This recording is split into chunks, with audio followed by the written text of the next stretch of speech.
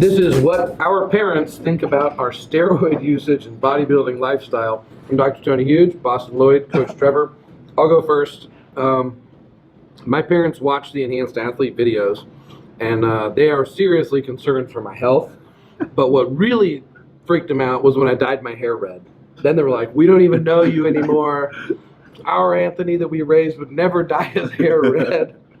But I think they're over it now. I think they understand it kind of matches the theme of everything I'm doing. But remember, I came from a lawyer, a very conservative background. I was a lawyer, I was in real estate, always a conservative entrepreneurial person.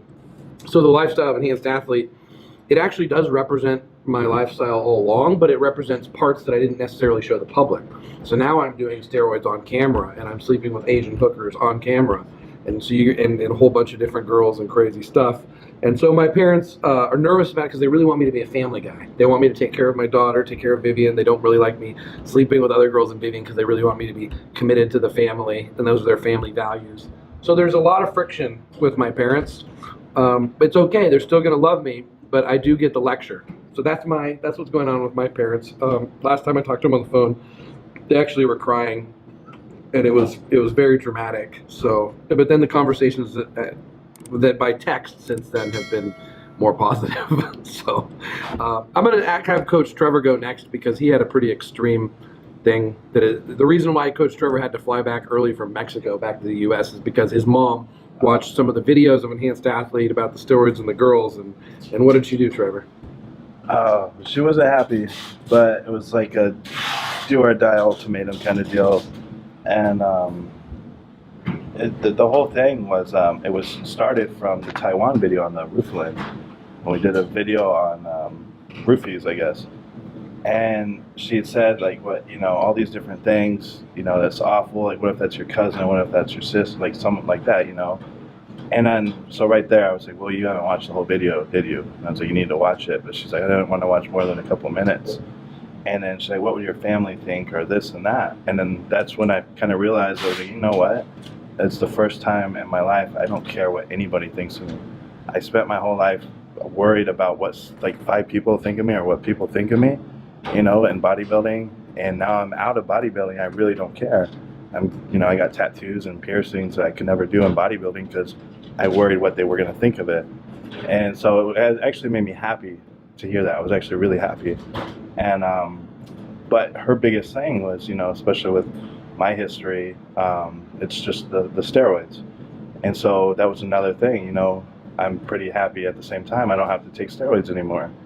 And it's the fact that I'm around all of it and around all these drugs and around this stuff that worries her. But at the same time, if you watched all the videos or watched the full video, you would know that the whole purpose is to inform people, and all this stuff. And then actually this last week that I was in Sacramento, it was the first time.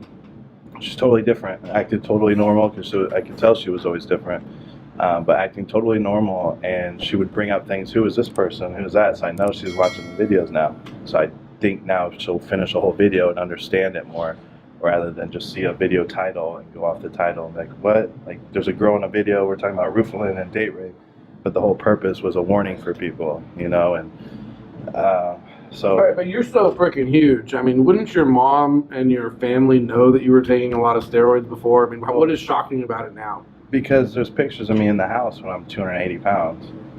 And so you look at me right now and you look at me at my biggest when I'm 280, I'm leaner than I am right now. And you're going to be like, this guy used to compete? Like, if you see that difference in this person, I've shrank 40 pounds. But they must have known you were on steroids before. I told her when I was on it. Okay.